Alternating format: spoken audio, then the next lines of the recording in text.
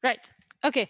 Welcome everyone to our webinar, Job Creation, what the role of the diaspora is. Thank you for everyone for making the time to join. I will really quickly introduce our panelists today and then do a bit of intro of why are we doing a webinar about job creation and is there a role for diaspora organizations to play in this place.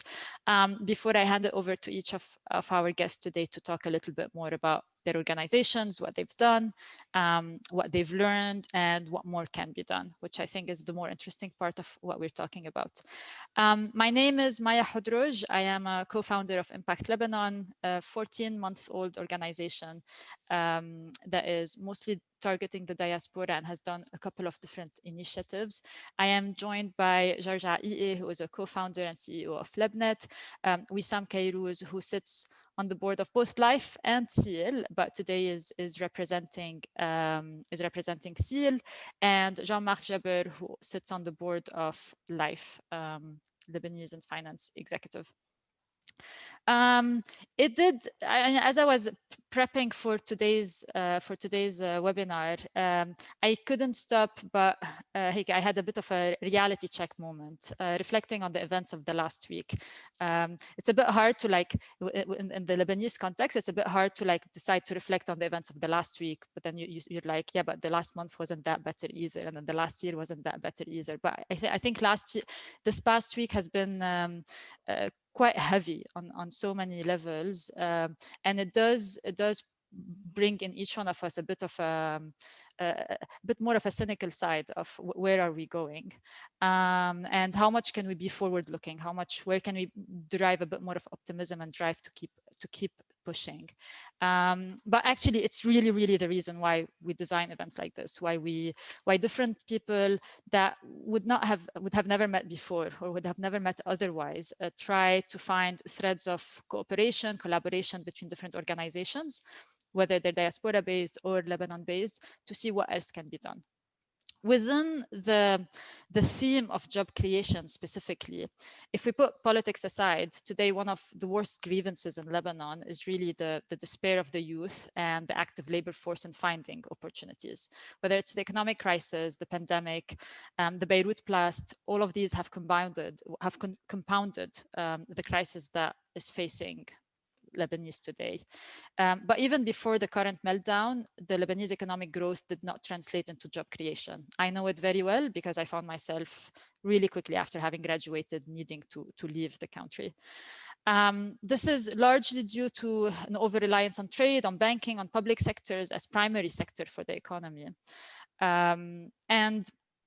And well, obviously that was not really sustainable.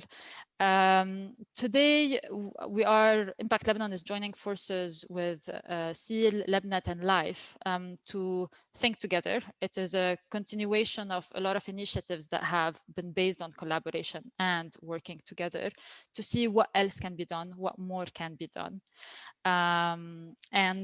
We are hoping to use the space first to present to you and everyone attending and listening in what the nature of the work of these organizations is, but immediately switch to what more can be done. I think we were discussing earlier what success looks like for this webinar is on the back of it, we have more projects to work on, more concrete ideas that we can develop that can support job creation. Without overdue, I'm gonna start by sharing my screen. We have very few slides that I'll be using as a support for today's session. Are the slides sharing? Yeah, you may want to put it on presentation screen. mode. Yeah, presentation. Yeah. Right, so thinking about job creation is a really very broad spectrum, and being an ex-consultant myself, what is better than breaking a spectrum into few pillars? When we're thinking about job creation, we thought that there are 5 different pillars that we could talk about or think through. One is by supporting enterprises in Lebanon, whether they're for-profit or social enterprises in Lebanon, and helping them scale and grow. 2 is by providing people in Lebanon access to global talent marketplaces by helping them find jobs inside or outside Lebanon. 3 is by providing product export opportunities. 4 is through upskilling Lebanese talent. And then finally, through advocacy work for safe, inclusive, and decent jobs. I'm using these just to help us guide us through what is today being done, and then hopefully use these as a platform to think through what more can be done. I will pass it over to Wissam to talk us through more about what SEAL has done in the last few years within that space. Wissam, over to you. Great. Thank you, Maya. And hi, George, Jean-Marc, and the rest of the panelists. Thank you all for joining today. Look, I mean, I think you hit the nail on the head. Whether today you talk about yesterday or yesterday about the week before, so on and so forth, it seems like the crisis, the dire need of the population in Lebanon continues to grow and grow exponentially, unfortunately. A lot of these organizations, whether it's SEAL or LIFE or Lebnet or many organizations in Lebanon and outside, frankly, wouldn't need to exist if it wasn't for that consistently increasing crisis, worsening crisis, and increasing need to help in Lebanon. But here we are.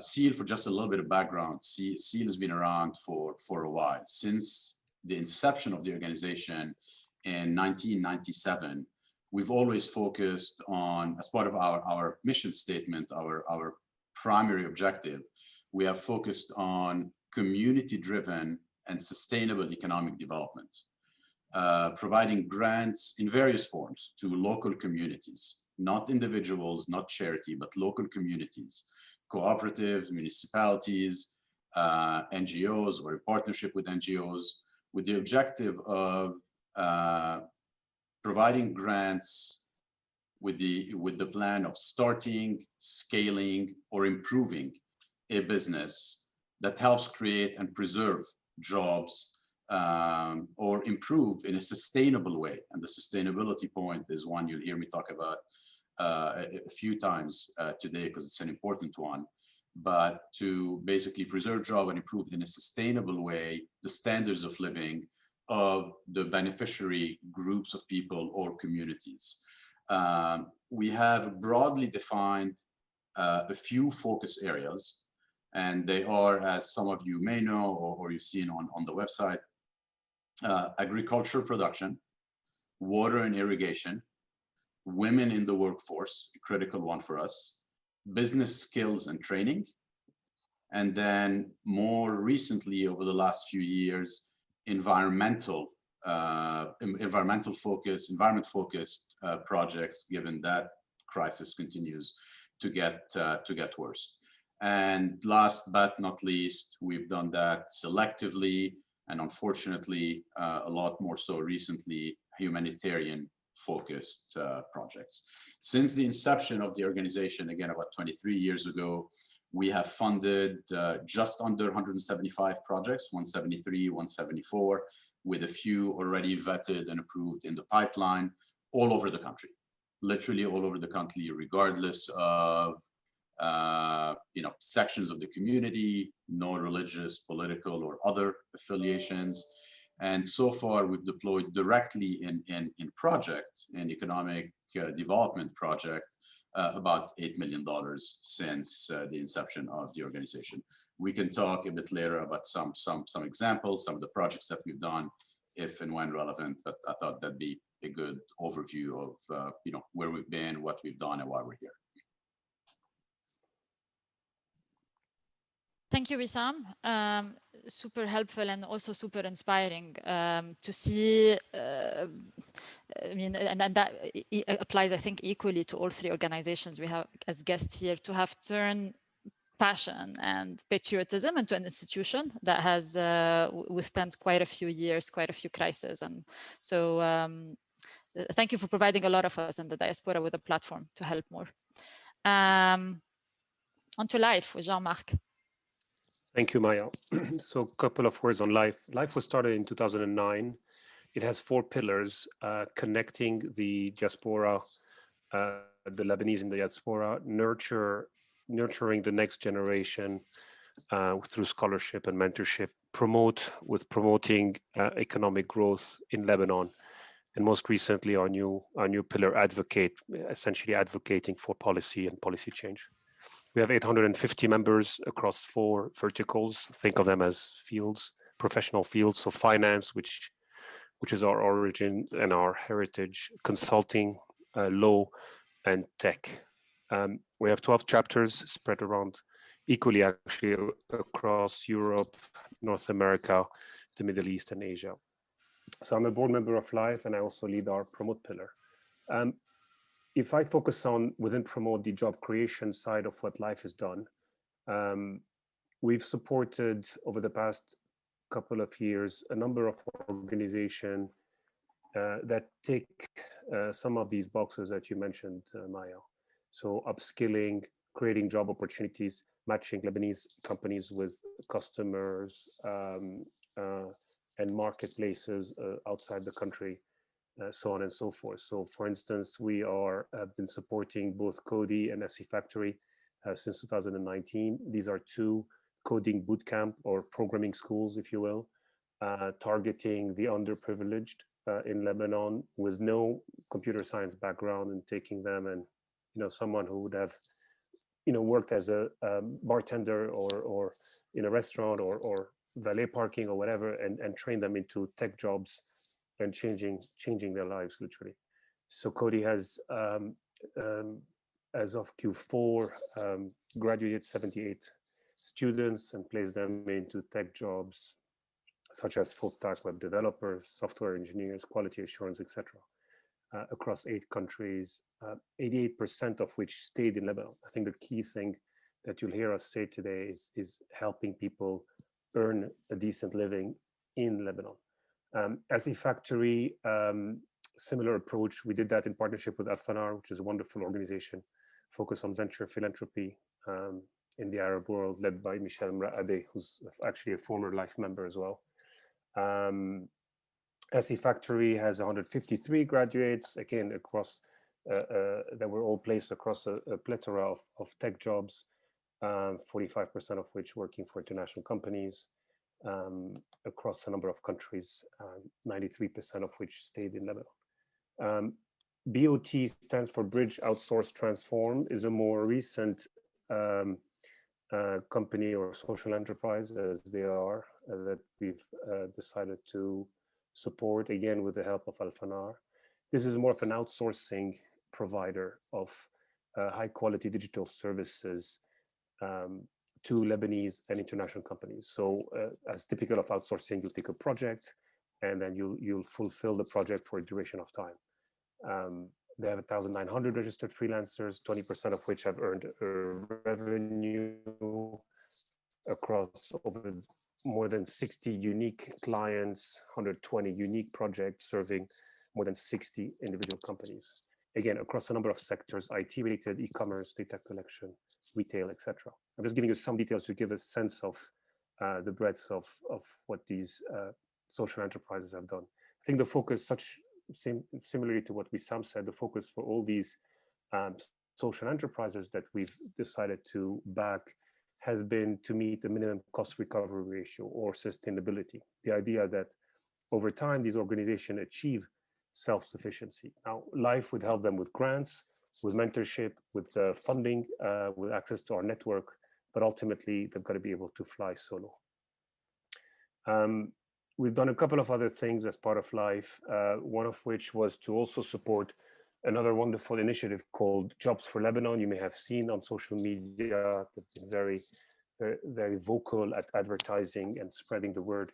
It's essentially a team of Lebanese expatriates that have come together to build a hiring platform. Think a marketplace where demand for jobs will be posted and the supply of jobs out of Lebanon will be, essentially talent in Lebanon will apply to those vacancies, and then hopefully there's a match that's made. We're talking big numbers. Over 1,300 jobs were generated on the platform.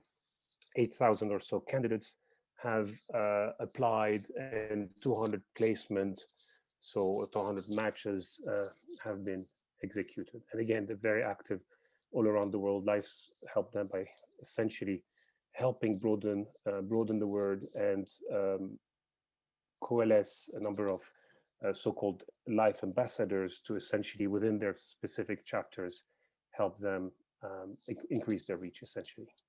And I'll mention one last initiative, which is also tech related, which is with the Holberton Academy, which is a software engineering school out of Silicon Valley, which is now operating in Lebanon.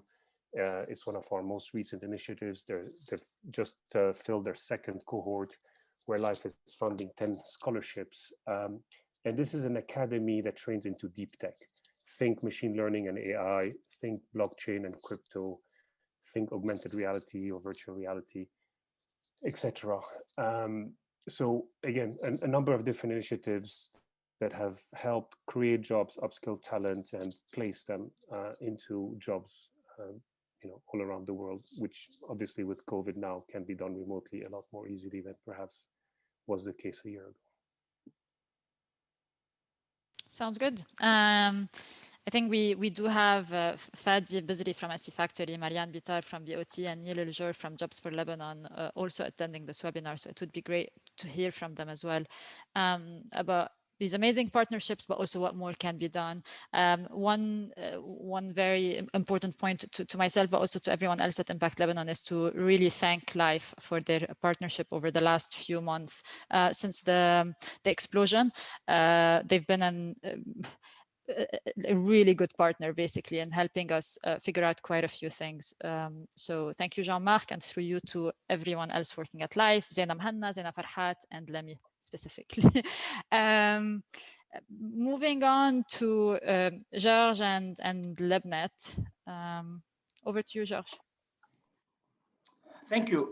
So basically, just in a nutshell, Lebnet is a North American, US and Canada network of high-tech professionals.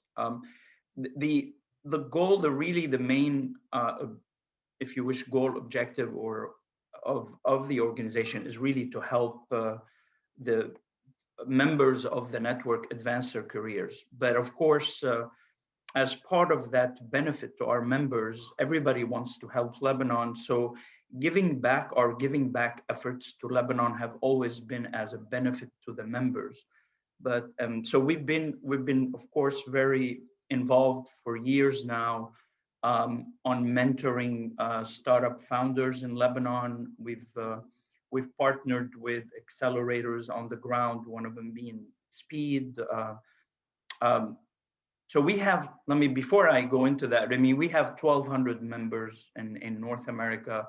We're in about 13 cities between US and Canada, where we have communities that meet when COVID was not there. Now we have all virtual events basically going on. And we produce a lot of content around tech and what have you that we post. So that's kind of what the network is. As far as giving back and supporting enterprises in Lebanon, like I said, we partnered for 6-7 years now with Speed as an accelerator, and the graduates of the accelerator, the top 3 or 4 would come to Silicon Valley under a program that we had called Lebnet Ignite, and they would attend boot camps in Silicon Valley, where our members would also help them and mentor them and coach them and sit with them and discuss strategy. It's been a fairly successful program, and that has kept us busy. And we thought for the longest time that was the main contribution that we would have. Unfortunately, we realized later, about 2 years ago, that job creation was more important than just helping the startups. So we needed to get involved into a little bit more macro level job creation, which is really encouraging our members and in North America to outsource work to Lebanon. And we've kind of been working hard at that. So we have vetted some partners on the ground in Lebanon, names that have been mentioned already and names that haven't. And this way, when a demand comes up, we actually refer them to those partners to see if a match can happen. We work mainly on larger engagements when companies need to have a whole team maybe outsourced to Lebanon with longer term type engagements. And of course, maybe I'm jumping ahead, but of course, Jobs for Lebanon is also partners of ours, which is where we refer people when they have any type of requirement that they might have for a job, but it's it could even be a smaller engagement. It could be just a 3-4 month engagement too. So we direct them to Jobs for Lebanon, and it's been a good partnership too there.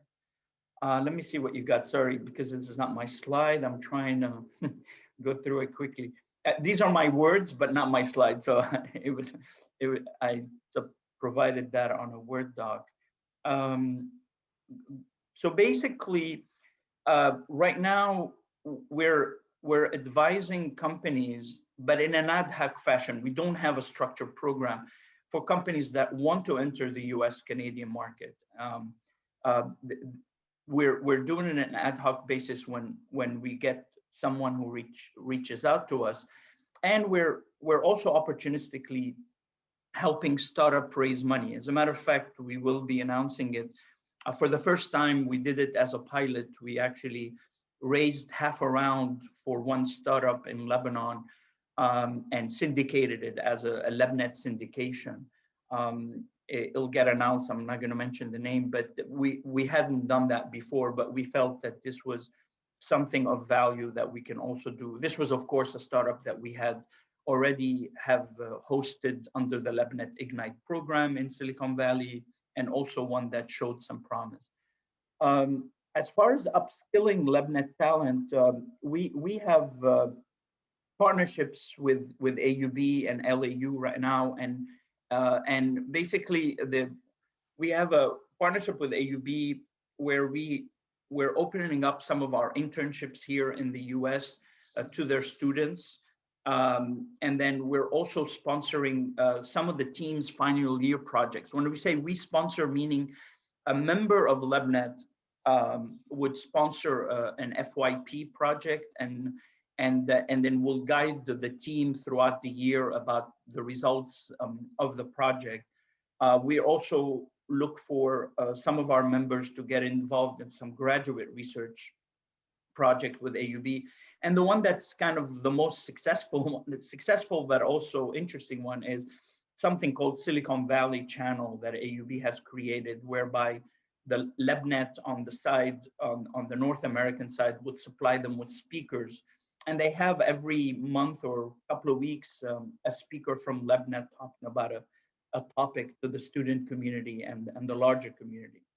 With the LAU, we've also we've just actually signed an MOU a couple of months ago to have some of our members become lecturers and adjunct faculty at LAU with specific industry knowledge and against accredited classes of LAU, not just a topic, but rather they'll be doing lectures within classes of some professors that already are given out an accredited class. Advocating for safe, inclusive, and decent. Of course, these are all values that we stand by, we support.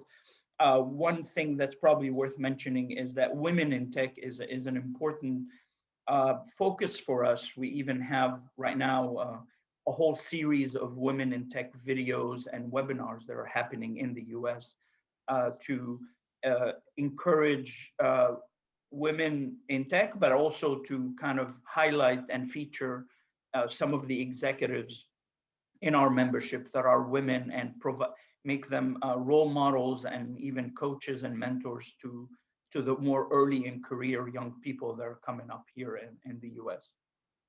So I'll leave it at that for now. There's a lot much more to talk about, but I'm more interested in figuring out how to improve the job creation part. So I'm sure that we have a lot to discuss. Thank you. That is a really good summary, and it's one where I think a lot of, if we have any previous students, whether at AUB and LAU, people who would have benefited from a sponsorship within of their final year project, if they're in engineering degrees, there are, I think, there are things when you grow up in Lebanon, and then opportunities that you have access to, and sometimes you don't know how these opportunities are coming through. I think the amount of the opportunities that the three organizations have created over the last, what, 10, 20 years is a lot to be proud for. And I think a lot of people in Lebanon would have a lot to be grateful for, that the diaspora is there to a certain extent. On a personal level, George, in our first call as Lebnet and Impact Lebanon, definitely had the mentorship hat on, and I think the insights, the advice that he's given about Impact Lebanon being such a young organization were extremely, extremely helpful. So thank you for that. Very quickly, it's probably going to take me 90 seconds to go through the work that we've done on the job creation side in the last 14 months. But essentially, if I follow the same flow, we have allocated close to $1 million to micro and small businesses that were impacted by the explosion after the fundraiser that we launched on the 4th of August. We provided a few webinars that target Lebanese students who are interested in moving outside of Lebanon for job opportunities, particularly around visa and immigration questions within the UK.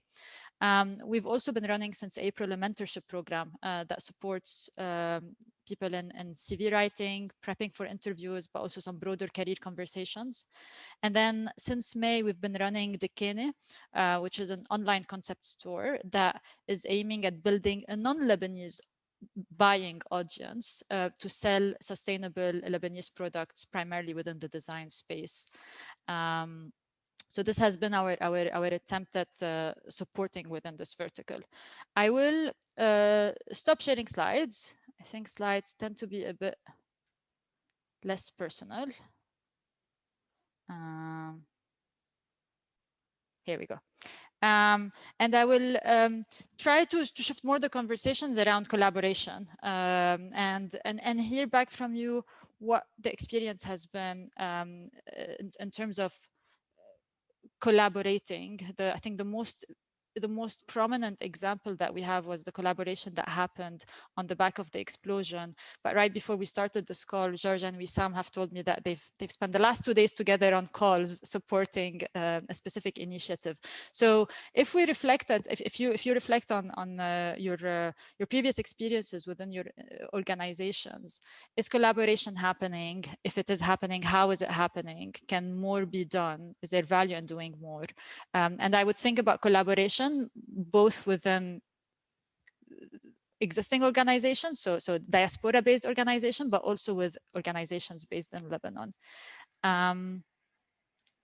Who wants to go for this one? Sure, I'm happy to start. Thanks, Maya.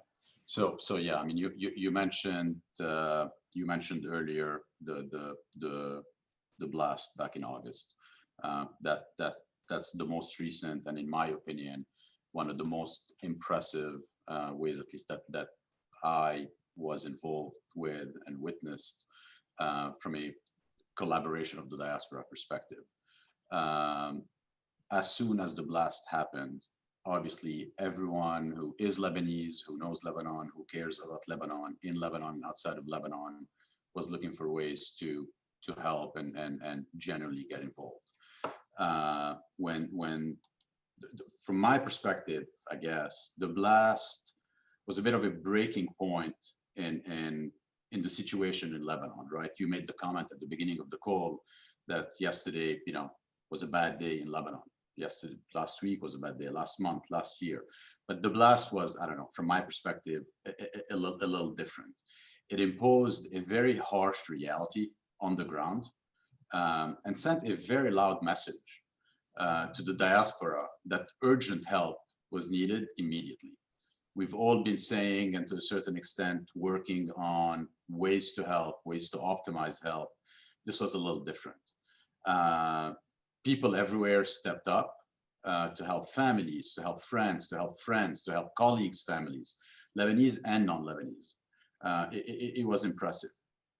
But it quickly became apparent to many of us that the only way to effectively and optimize the response to this strategy was to collaborate, was to join forces. Several organizations, in the example I'm giving, and that's just one example, given the many, many, many phenomenal initiatives that came into place, that happened and came together immediately after the blast. The reason I'm mentioning it because 3 of these organizations are actually on this call: LIFE, Lebnet, and SEAL, with Jamhour alumni and the US-based Kuwait America Foundation very quickly, within hours or days, formed a unified humanitarian effort, the Beirut Emergency Fund, that hopefully some of you know about, to pool resources and experiences based on what we've all, either individually or as organizations, have been involved with historically, share information, which was critical at the time given the chaos, and split tasks, allocate tasks and items on the to-do list to maximize the results and the impact that initiative was going to have.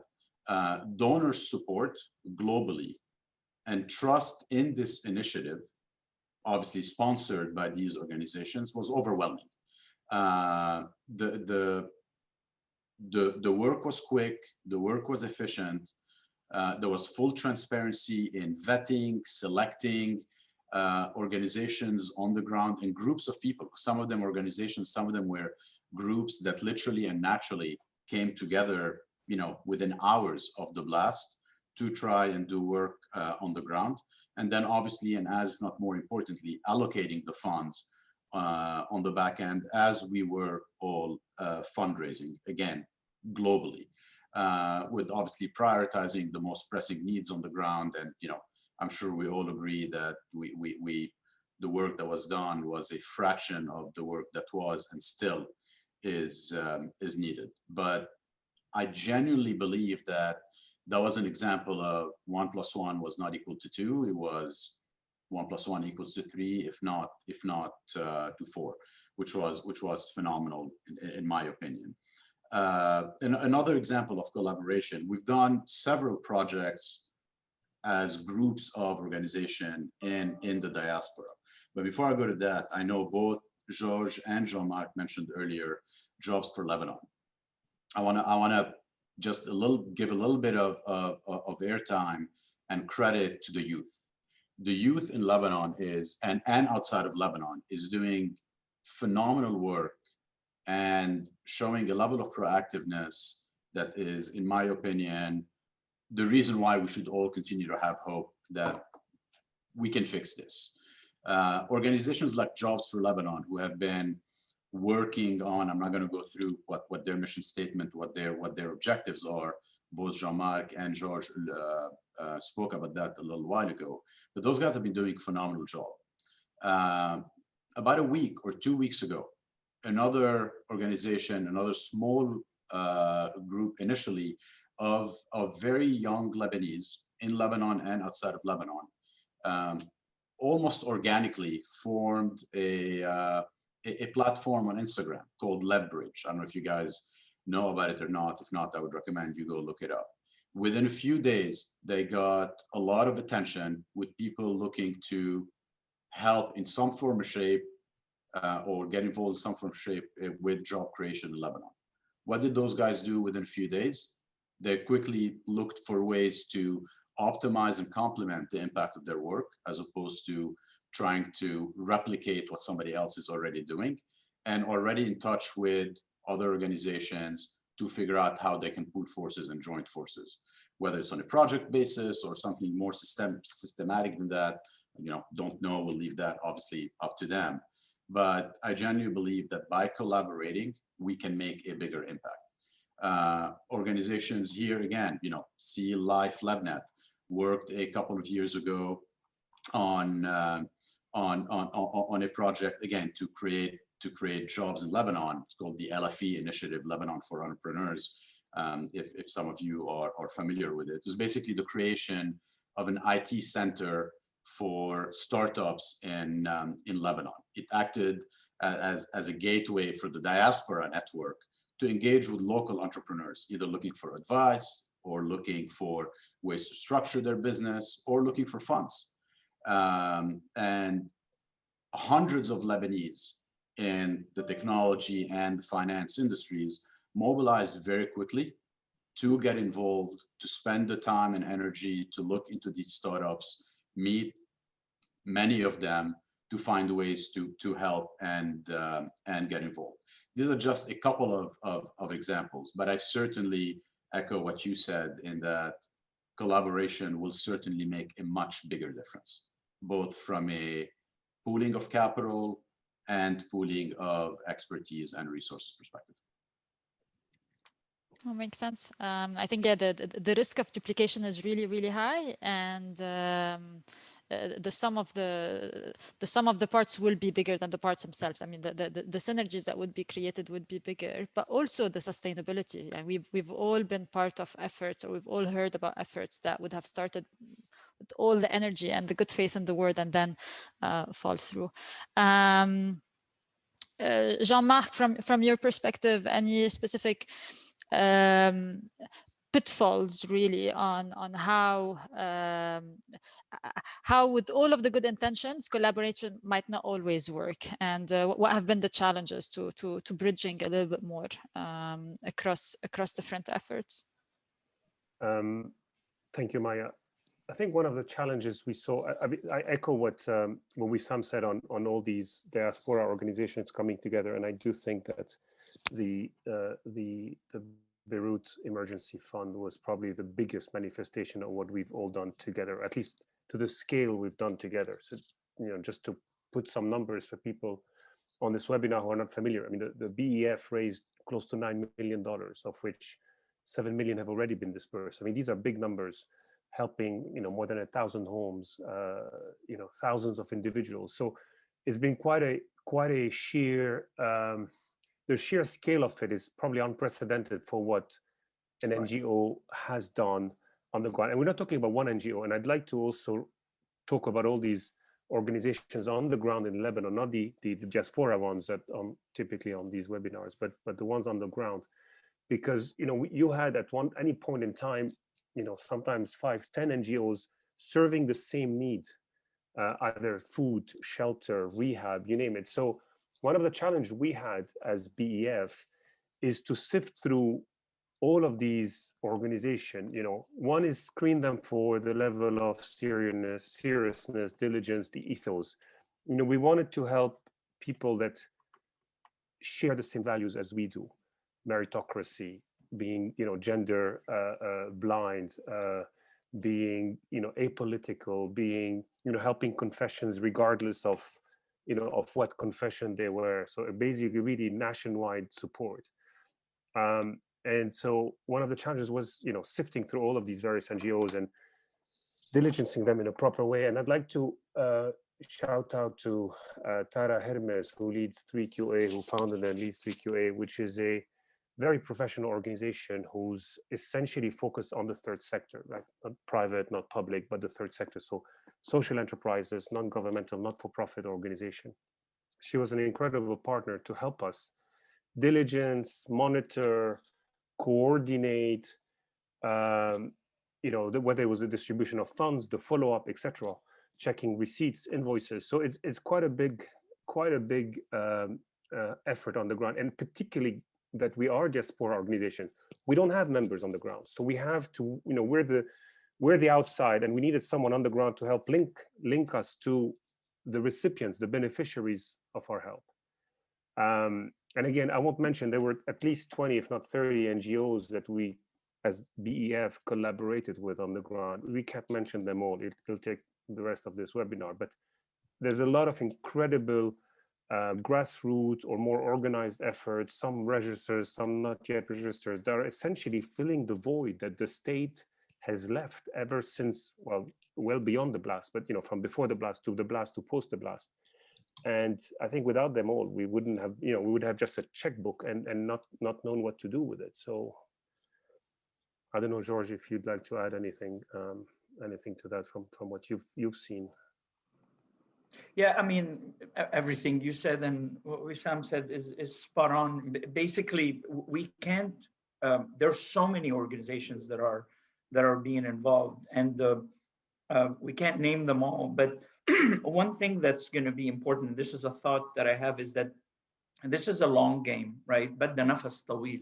So and what I recommend to everybody who's involved is that we need to collaborate. I mean, I know this is an overused term, but seriously, if we don't collaborate, we're going to have so much redundancy. I know Wissam and I had a discussion with a group of people yesterday about we have to avoid redundancy, and really the reason, the way to do it is, let's focus on collaboration, and let's focus on each organization figuring out, carve out for itself maybe a niche within that big ecosystem and add a lot of value there. And that's going to be critical for creating jobs. Now, it's a long discussion. We probably need some sort of an overarching organization or group or virtual team like here and people on this call to continue to have the discussions around what does it take to carve out the whole industry in Lebanon and how to go about it. But each organization should look out for the others who are doing work and try to carve out, like I said, a niche for itself to play along with this.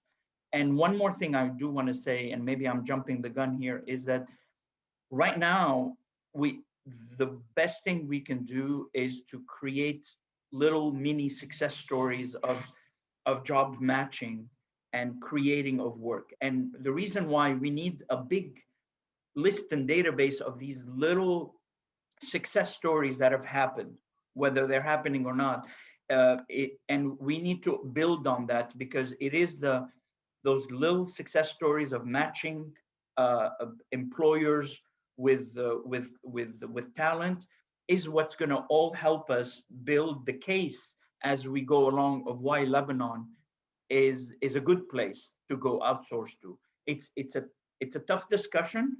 When we started, which was January of what is it now, to 2019, it was a different story then to create tell a story about Lebanon. It was a much better story.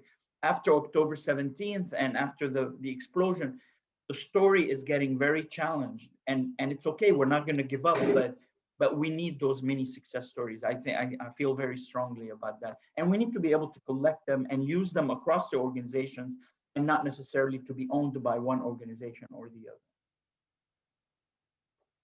Did I go off topic, Maya?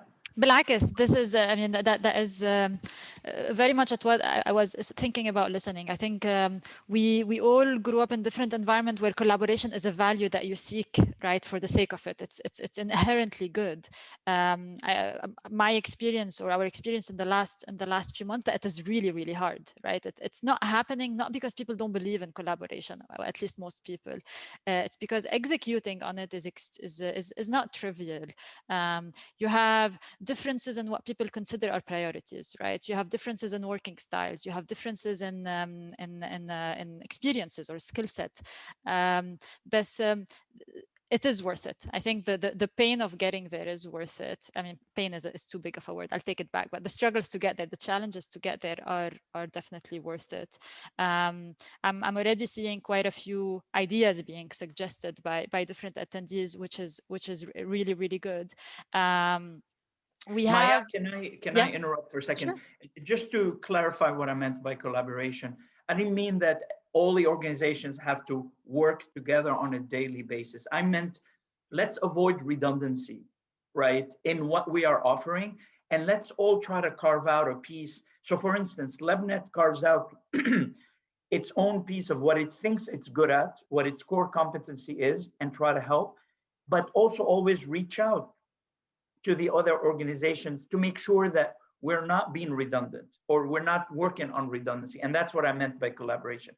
You know, this is all together, let's do it. No, that's not going to do it, right? We each need to work in our lanes, but make sure that we don't have redundancy. What Wissam mentioned, which was a great example, and all the thanks really goes to his brother Habib, who happens to be on both, you know, boards of Seal Life and Lebnet. Is when the explosion happened, Habib sent an email to all of us and said, I am part of all these organizations. You guys should collaborate on making sure we can help with the explosion. And that's where the Beirut Emergency Fund came up. It was more about, and we all played our part. Nobody wanted to, we let Seal be the lead because they were experienced in how to collect and send money. We just put our members, we informed them and we made them all route their donations through the Beirut Emergency Fund. So I don't want to get into that detail, but that was a true beautiful story of collaboration. And it was about reducing redundancies because everybody wanted to do something then. We just said, let's do it together. It has bigger impact and more sustainability because Seal does it for a living in a way. No, absolutely, absolutely. I'm starting to take notes. I think the one thing that you've highlighted is a gap, is a clear gap in terms of something that can be done, is that collecting in one place of the small successes and then learning how to share them, either to inspire or to do more of them or to repeat or to avoid. So that is definitely one. Maya, I want to interrupt one more time because I completely missed out the fact that, and the greater even partnership that happened and the collaboration was that Impact for Lebanon, your organization, which has actually raised probably more money than the Beirut Emergency Fund, was willing to kind of also collaborate with the Beirut Emergency Fund to reduce redundancies and to use knowledge that was collected on the fly by all these organizations. So kudos to you. I mean, you guys have done an amazing job, amazing job. Thank you. Very tough days. A lot of anxiety comes up whenever we remember. I mean, less so for us than many people like you. I would like to invite Fadi Bizri from SE Factory. Going back to the theme of collaboration, it would be a bit of an echo chamber if the four of us keep talking to each other about what we've done. So we thought that we would broaden the scope a little bit more and hear from different organizations that have been doing amazing job over many years. Hear back a little bit more about their stories, but also I think that the key question that we're trying to solve today is, what are the obstacles to growth and how can we work together better to address them? So Fadi is here from SE Factory, and Fadi, I think you can talk, but you've just unmuted yourself. All right. Hello, everyone. Can you hear me well? Hi, Fadi. Yes. Okay. Okay. Very well. Hi, everyone. Thank you for the invite. It's a pleasure to be invited to such panels. Seeing so many Lebanese people all over the world collaborating and working together. I call it, this is the way Lebanon should be all the time. And I just want to say hi to, I think I know all of you, Maya, George, and Jean-Marc. Thank you, everyone. Thank you for the intro and for the great talk. Wissam, I know your brother as well at Ro. We're both in the tech VC space. So it's like we're connecting with a lot of friends. I'm a co-founder at SE Factory, which is a social enterprise in Lebanon that's 5 years old, almost 6 years old now. And predominantly, what we do is we run a coding bootcamp with a special twist. The idea, 5 years ago, 6 years ago, was that there's a lot of demand locally and internationally for skilled developers. In our case, what we call full stack web developers. I come from the tech innovation space and I come from a computer engineering background. So I know what it takes for a good developer to be hired, especially from a, quote unquote, good companies. And that it's not easy. So I realized, and I knew, of course, we had so much talent. So we came up with SE Factory, a bit of a unique formula. At least at the time it was unique, which was, we're going to do a coding bootcamp. We're going to first of all select people. So we're going to do an outreach campaign. We're going to select people. We're going to train them intensively for 3.5 months. And I think this is what really pushed things forward in terms of success rate. And we're going to work very hard on bridging them with the job market. So part of our work at SE Factory, it's not just on the training side. It's on the company side. We have a business development team led by the brilliant Leah in our team. And we go and we seek out companies all over the world and in Lebanon. We have companies from 10 different countries now, over 100 that have been signed up with us. We call them RPs, recruitment partners. And whenever we graduate every batch, we do training cycles throughout the year. And every batch is about 20 times 2, so 40 students now. And every time we graduate a batch, we have all of these companies that have been prepped, and they meet the students. The students pitch their final project. It used to be physical, now it's all over Zoom. And the job interviews start on the spot. And our hypothesis was that if we do it this way, it's a form of vertical integration if you think about it. It's outreach, it's selection, curation, training, and job placement. If we do it this way, we will achieve a very high percentage recruitment rate. And as Jean-Marc mentioned, and thank you for mentioning our numbers, yeah, we have an over 90% 90 hiring rate over the past 5 years, 6 years. So the results were very, very, very good. We're very happy with that. So that formula worked well, and the idea was to be able to do more of that and to do it better. That was the idea. We started off as a pure NGO, so we raised grants from multiple great donors, including Life. Thanks again. But we also, of course, it's all about sustainability. It's in our DNA. We refuse to rely on aid throughout all the time. So once we've proven ourselves and built a brand, we launched a revenue model, several revenue models, and now we basically act like a recruitment agency and like a success-based training for the students. So we tell the companies, if you hire and you're happy, you pay us a fee. It's free otherwise to meet and interview any student and as many students as you want. And we tell the students, if you get a job from SE Factory, you pay us a success fee. Otherwise, you don't really pay anything, or a very, very, very, or a symbolic amount at the entry point. So that's growing. We're not yet sustainable. And this is one of our goals. Actually, I don't know, Maya, can I share my screen, or is it or am I not allowed to? This is where I meet my technical, the limits of my technical abilities in Zoom. Do you have the share button? If not, if you have it, go ahead. I fully trust you to share. Yeah, no, I don't have it actually. Do you want to send it to me by email? I'll try to share it. Okay.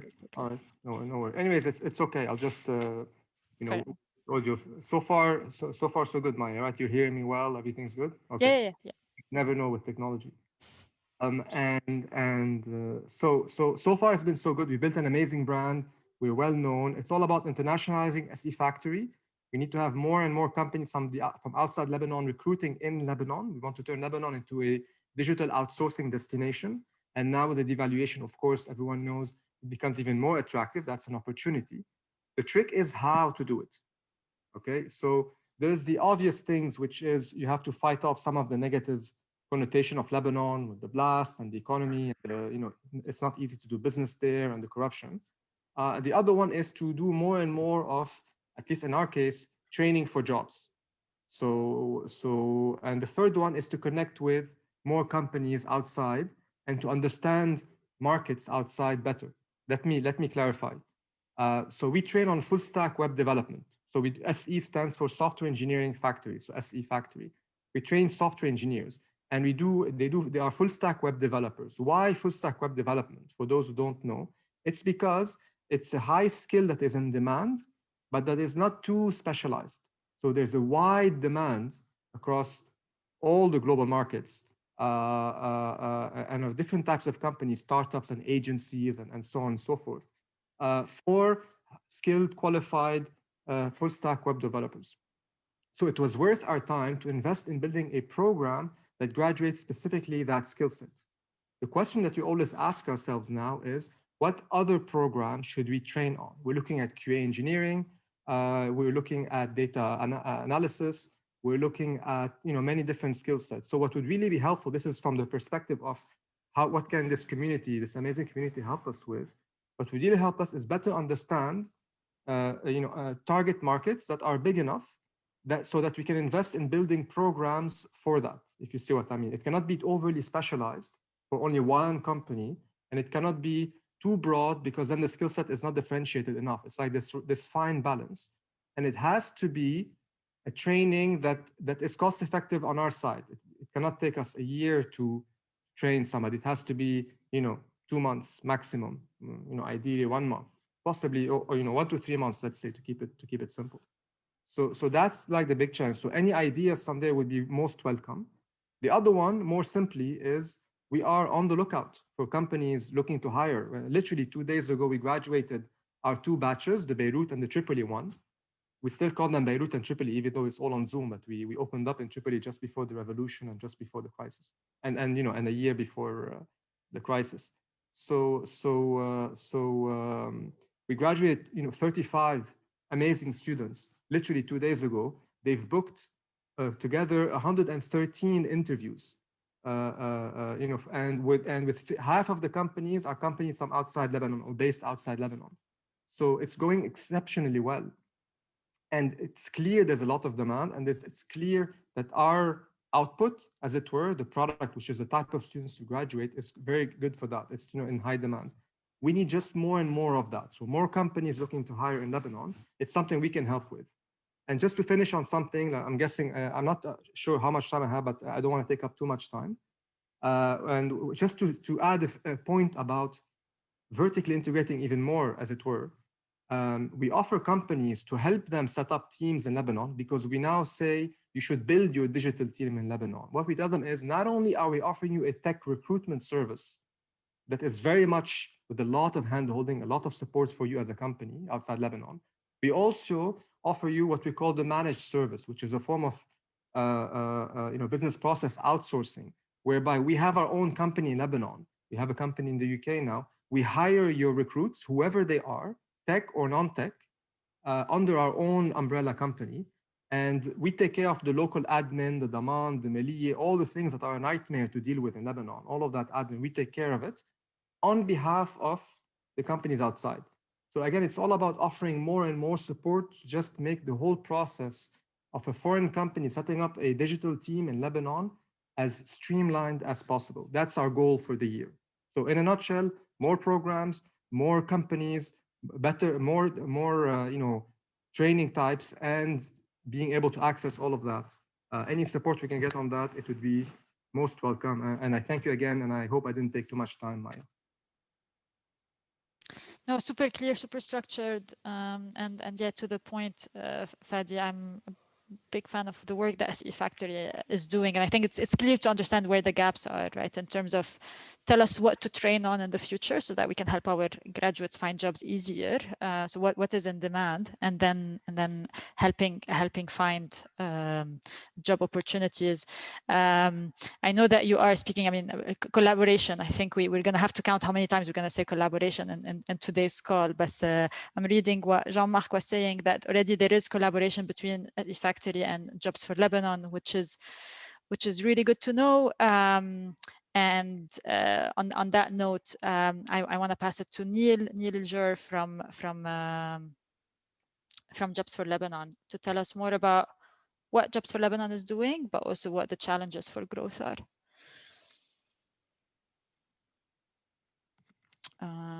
Let me.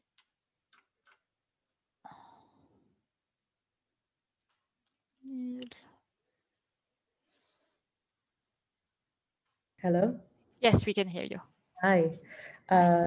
First of all, thank you, Maya, for organizing this. It's really incredibly empowering to get a really clear overview of everything that's being done by all these incredible organizations and entities. So I'm one of the co-founders of Jobs for Lebanon. I'm also the executive director. And thank you to everyone who mentioned the collaborations. You said it beautifully, really. But if I just want to give an overview of what we've been doing and what we're looking to do in 2021 and beyond, our mission mainly consists of calling onto the diaspora to offer job opportunities to Lebanese talent. We launched just about 10 months ago, so we're fairly young. As everyone knows, we have our website, which allows employers to post jobs and candidates to browse through and apply to jobs directly through the platform. And we are powered by Smart Recruiters, which is one of the leading recruiting softwares out there. We have an incredible team of ambassadors spread across the globe that aim to raise awareness about Jobs for Lebanon through their networks. And they basically help to attract both jobs and quality candidates to the platform, but they also help to build very strong partnerships with entities working towards the same goal. And so you can see that with our partnership with Life through the Life ambassadors, who've been doing an incredible job. By the way, we're very happy to have them on board, as well as with the collaboration that we have with Lebnet. And so you know, Jean-Marc did touch a bit on our numbers, but I'll reiterate them a little bit just to, you know, do that. So we do have about 1,400 jobs that have been created to date. We have a database of almost 10,000 candidates. And we know of about 200 hires, and there are several hundred interviews in the pipeline. So that's what we've been able to achieve so far. But of course, the efforts and the growth that we experienced didn't come without obstacles. We did notice that we actually have an issue with not having enough ratio of candidates to jobs that we have on the platform. And so we see that we do need more quality candidates, and not just that, we're seeing that candidates need more support to become ideal for the international job market. So obviously a lot of these jobs are remote jobs that open up opportunities to the global market. And so this is why we decided one of the two focuses that we're going to have for 2021, and we've been building towards it and working on it, is to provide that support to candidates. And I believe different organizations here touched on that today, the upskilling bit. And it's really that what Jobs for Lebanon is doing through our Campus for Lebanon initiative is basically to assist candidates, and mainly the youth, graduating youth, through this hiring process, from vocational guidance to mentoring to coaching, and then, you know, assisting them, and then obviously the upskilling bit, and then all the way through the actual job matching, to give them all the tools that they need to be prepped for the workforce.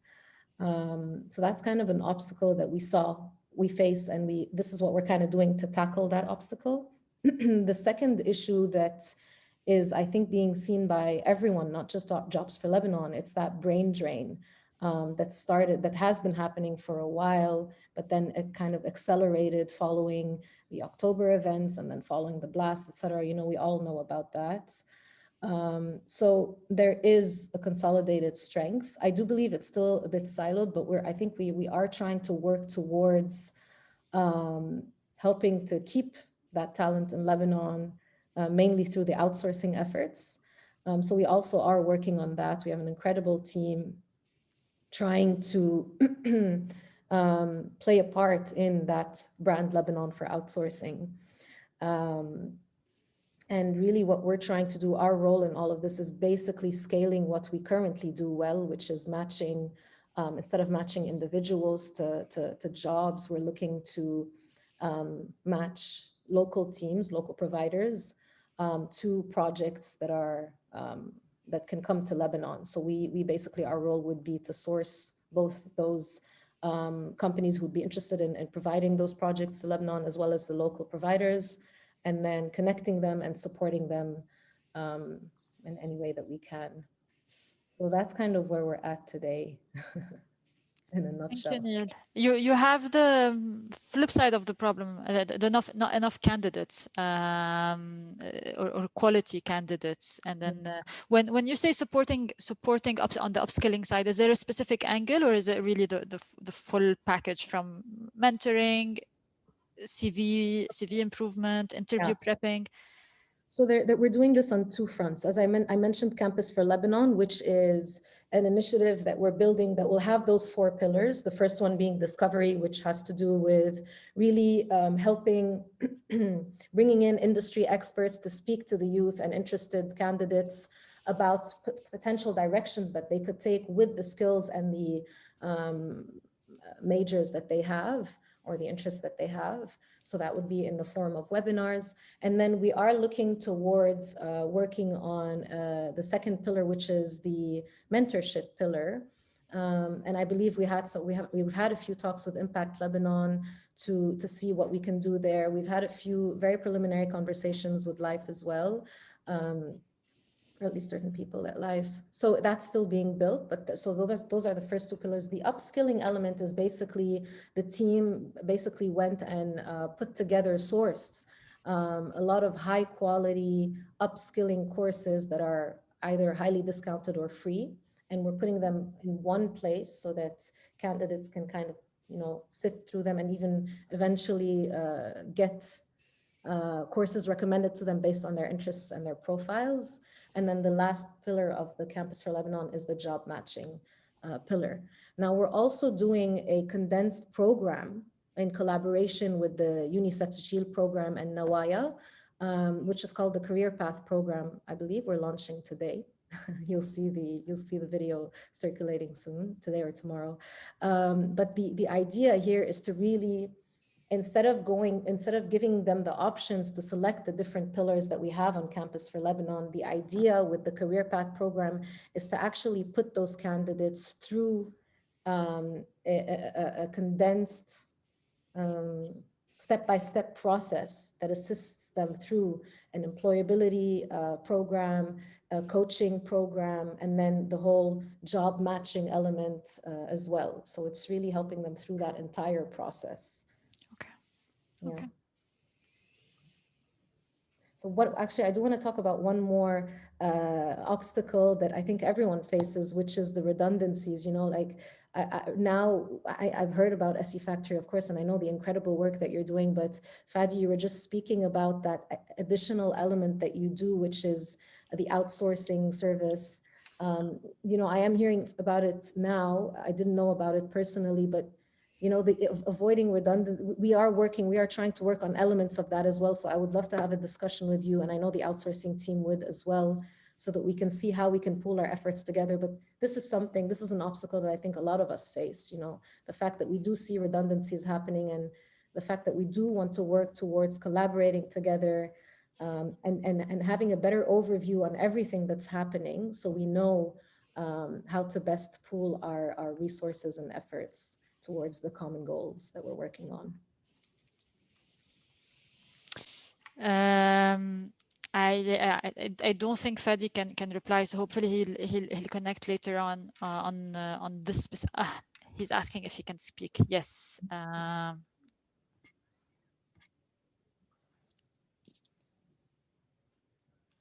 Fadi, allowed to talk. Fadi, you can. Mafroud, you. Thank you, Maya. Maya is in control. Yes, we've been in touch with Jobs for Lebanon. We've brainstormed ideas already. We were looking at, I think, Jobs for Lebanon was looking at having some sort of agency model, which might work with us. I mean, we're to discuss. We would love to talk and brainstorm ideas and make it work and collaborate. I mean, we are in that mindset. I was telling George last time I had a call, I think a year ago, that you cannot build an ecosystem by being alone. An ecosystem, by definition, it's multiple groups, entities together. And if you want to build brand Lebanon, there has to be multiple people working together and fixing this entire pipeline of jobs. So yeah, 100%. Perfect. Yeah. Glad to hear that. And yeah, I definitely echo what Fadi is saying about building this ecosystem together. And it's that's what gets me going every morning when I wake up. It's the fact that I know that all these Lebanese people are getting a bit emotional here, but it's the truth. It's what drives me. And I know the entire team at Jobs for Lebanon, how everyone is putting everything that they can into this and putting so many hours into making Lebanon work, basically. Yeah. I think it does come through. The passion definitely comes through whenever we're talking about Jobs for Lebanon, and I can definitely see it. I think one reflection on the redundancy is it's and that's a question, that's an open question from my side.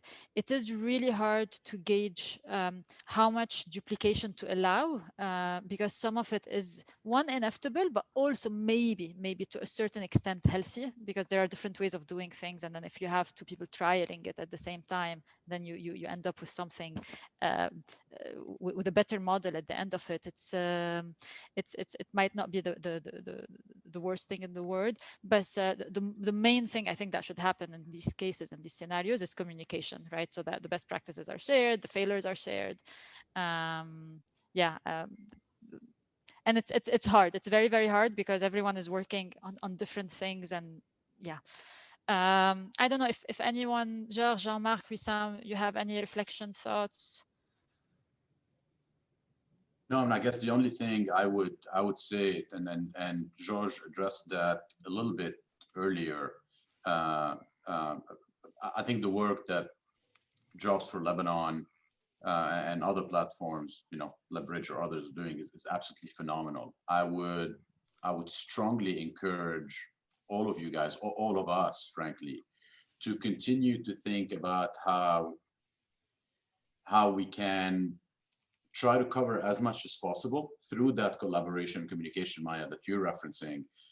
Try to cover, for lack of a better term, the supply chain, up and down the supply chain as much as possible by coordinating, even if it means, an organization, a group takes on one or two areas of focus within a bigger mission, as opposed to try and hit the top waves of 6 or 7 different areas to try and help a little bit. I think we can all continue to fine tune and optimize the impact that the various initiatives can have on the ground by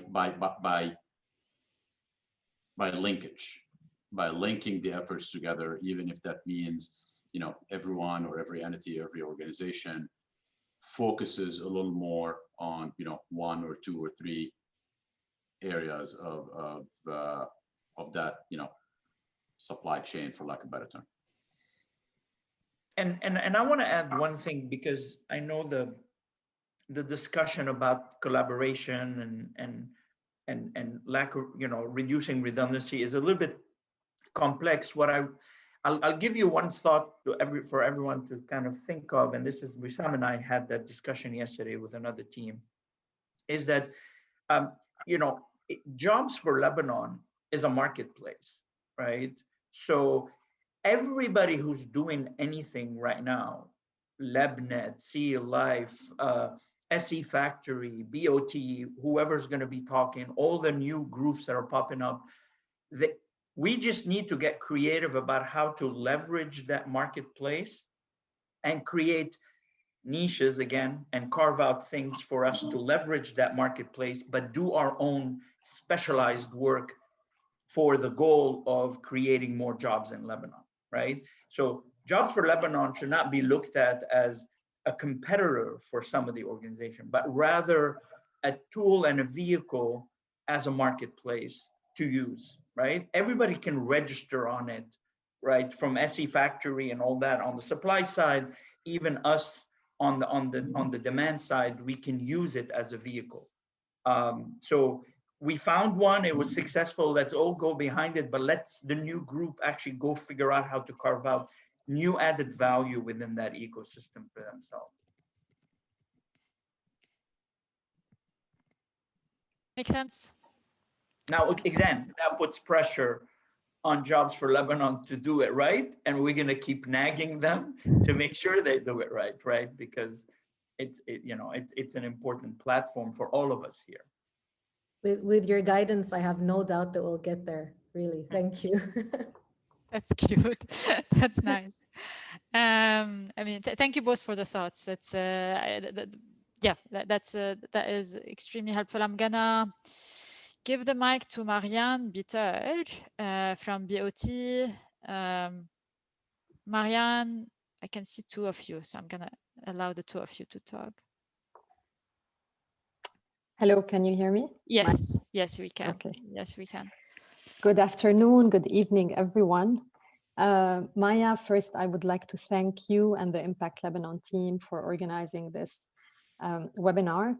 And most importantly, for the Impact Lebanon Live C Lebnet network for believing in us, Lebanese still being in Lebanon, believing in Lebanon's capacities and strengths, and most importantly, believing in partnerships. So I will be very brief introducing our social enterprise BOT, but I'd like to focus much effort at the end on how can the diaspora, how can your organizations support us and contribute to an impact in Lebanon. So Maya, the slides, yeah, thank you.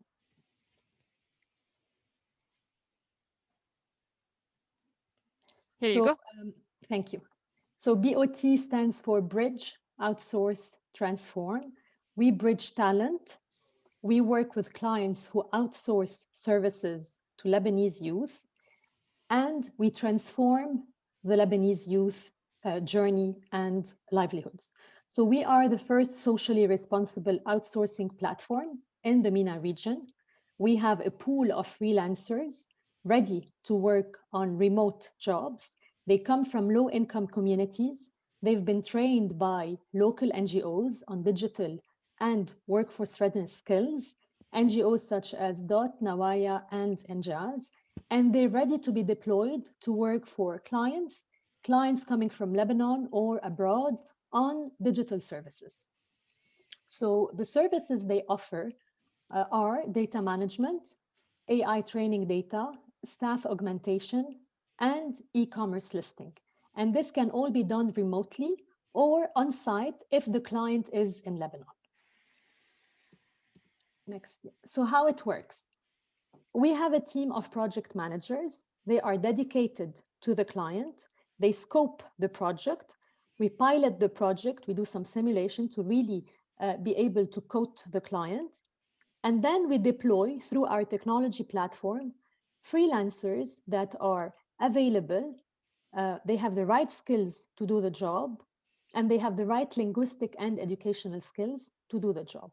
They are freelancers who work on the project. They are being paid by the hour they work on the project. And once the deliverable is done, the team of BOT does the quality assurance and delivers the project to the client. The client pays us, and we would provide the fees to our talent. Next slide, Maya. So far, what have we done in terms of social impact? We've been operating since 2018. UNICEF Lebanon supported the spin-off of BOT. So far, we have worked with 369 youth, mainly women. Most of more than 50% of them are women.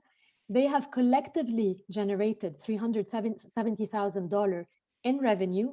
They've worked on around 114 projects. And on our platform, we have 2,000 youth ready to be deployed, ready to work with clients abroad or clients in Lebanon.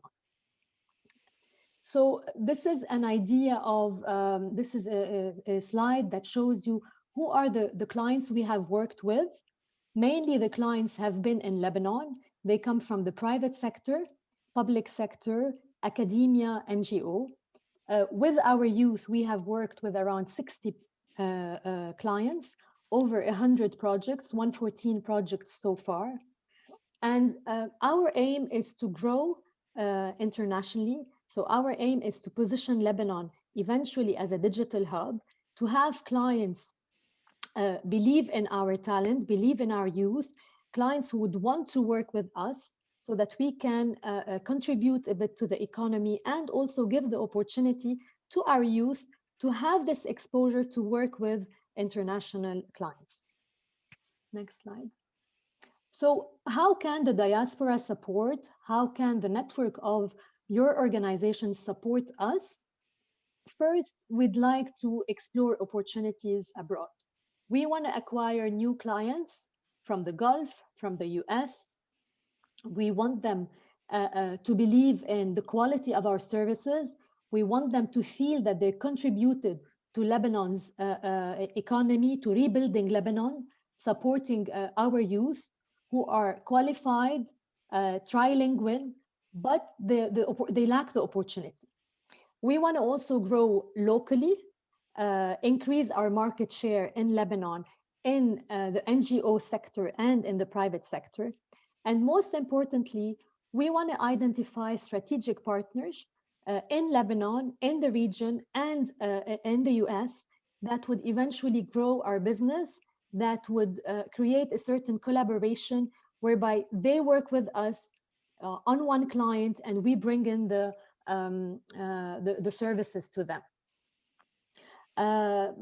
And also, recently we've launched yesterday our Lebanon outsourcing campaign. We'd like you also to spread the news about it. How can companies reach out to freelancers, to several ad agencies, media agencies, software companies in Lebanon to work with them, and also to support the talents of Lebanon and to support remote work. I also would like to take this opportunity to thank Al-Fanar and Life for their contributions, for their guidance and their support in 2020. And of course, the UNICEF funds who supported the launch of BOT, who believed in BOT's capacities in Lebanon.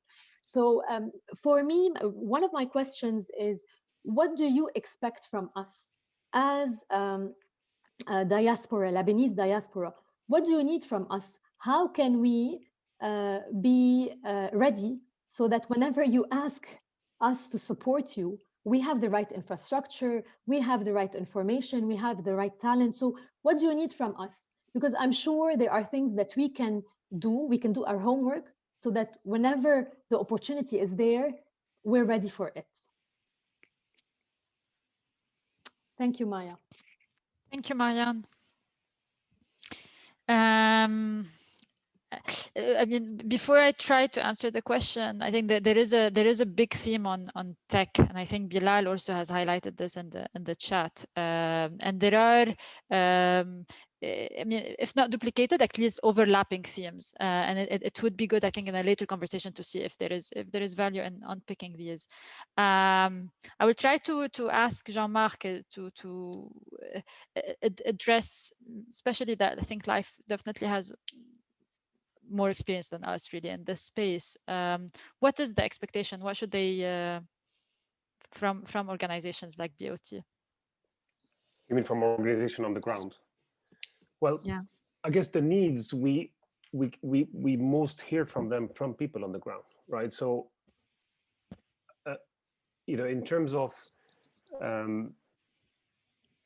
supply of talent out of Lebanon, the way we've thought about it is, what is it? What talent is there, and how can we help complement it by funding organizations that are training, that are developing, you know, incremental talent, etc. Platforms like Jobs for Lebanon, others on the chat actually, which I wasn't aware of, which we should look into and try to collaborate with as well, are seeking to match the demand that we have abroad to supply on the ground.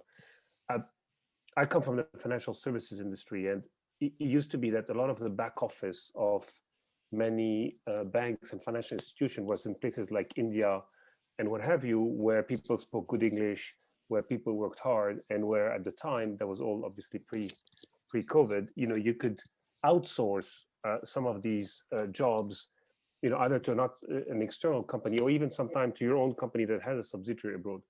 You know, there's no reason why Lebanon couldn't be an outsourcing center for many of these back office, front office, you name it, job, particularly in an area of COVID. Even after COVID is behind us, we're all getting accustomed to remote jobs and remote working. So there's no reason why we couldn't supply a lot of that talent out of Lebanon.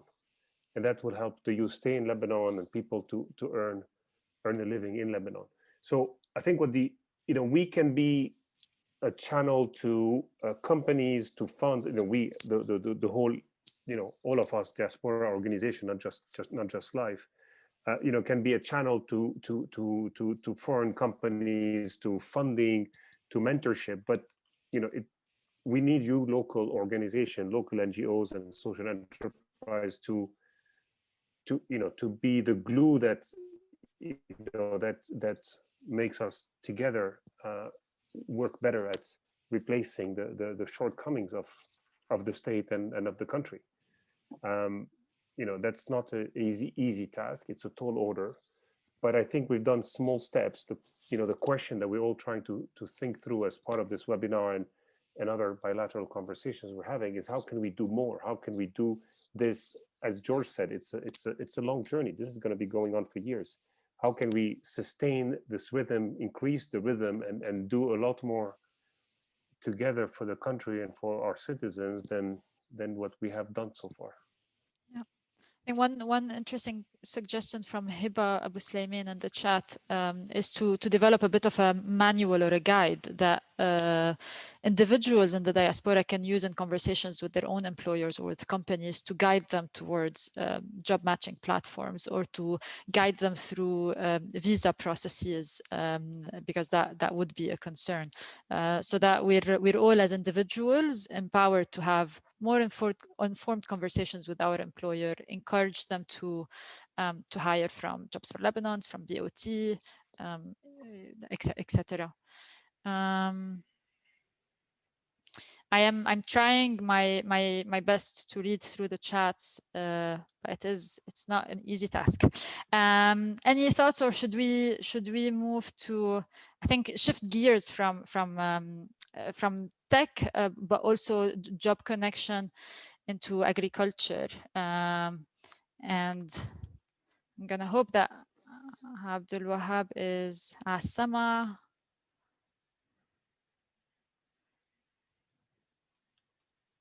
He is allowed to talk. Hello? All right. Can you hear me? Yes, we can hear you. Amazing. Abdul Wahab Turkmani. First of all, thank you all so much for the time you're putting in. It's always very, very heartwarming to see the effort everyone continues to pour into Lebanon. Hopefully something comes of it eventually. Okay, I'll introduce myself and I will talk a little bit about the problems I'm facing, and I think maybe the diaspora could help with when it comes to providing opportunities and creating jobs in Lebanon. Okay, I am the founder and CEO of Farmland. Farmland is a platform that facilitates and finances trade in the agriculture space. Essentially, we match buyers of agricultural produce with farmers, negotiate purchase agreements between the two, and with those purchase agreements as collateral, we finance the purchase of supplies and other working capital needs for farmers. We're focusing on the Middle East in general, but trying to launch a pilot in Lebanon. We've just raised our first round of funding. We'll be doing it in Q2 of this year. And we're trying to solve simultaneously two problems that go hand in hand in agriculture in Lebanon, but generally in Lebanon, which is first, market linkage. The Lebanese market is very fragmented. You have lots of very small farmers, lots of very small buyers, and them meeting and trading together is very challenging. And two, of course, access to finance is a problem today in Lebanon. You have some solutions like Cedar Oxygen that are coming in, but they're a bit on the larger side. They finance bigger businesses when the majority of businesses are still small to medium size. So we're kind of tackling that segment. And I would say the two core problems that I could see the diaspora solving for a lot of the conversation today, and a lot of the conversation that revolves around Lebanon is focused a lot on NGOs, one, two, on helping startups based in Lebanon.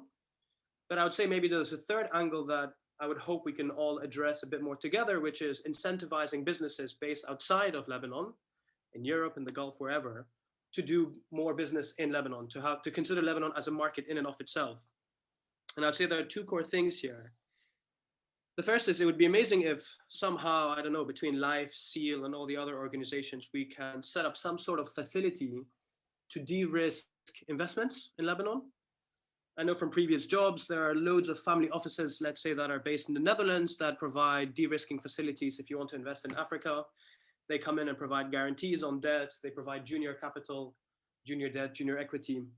And that makes working in those countries so much more appealing.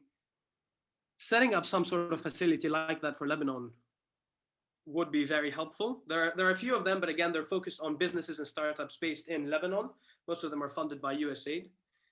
And the second one, which is typically what maybe governments try and do, but we don't need to talk about our government, is some sort of trade bureau, some sort of trade conference that creates a space for businesses based in Lebanon to meet businesses based outside of Lebanon, or introduce Lebanese trading businesses to foreign investors, foreign buyers. I can imagine a world where someone can convince Tesco or Carrefour to come and meet a bunch of Lebanese fruit and vegetable exporters. And creating these connections is something I think could add a lot of opportunity, could create so much demand for Lebanese produce and have ripple-on effects. The third one was something Fadi mentioned as well, which was support with employing people in Lebanon. I think a lot of the work Jobs for Lebanon and others are doing are great in that they connect you to people in Lebanon. But what would also be helpful is if there's some sort of service where you can outsource the entire employment process, because I'm also going through the process of employing people in Lebanon, and there's a challenge with taxes, daman, and all of that stuff. But it would be amazing, like Fadi said, if there was one company where you could go say, I want to hire this person, and they take care of everything in the back end and carry that load off your back. So yeah, those were the three things that I thought of would be amazing if the diaspora could provide some sort of de-risking mechanism for financing or expanding into Lebanon, some sort of trade conference or trade bureau that connects companies based inside Lebanon with companies based outside Lebanon, could be like a conference. And the third thing is full end-to-end support with employing people based in Lebanon, not just connecting, but also handling the entire process.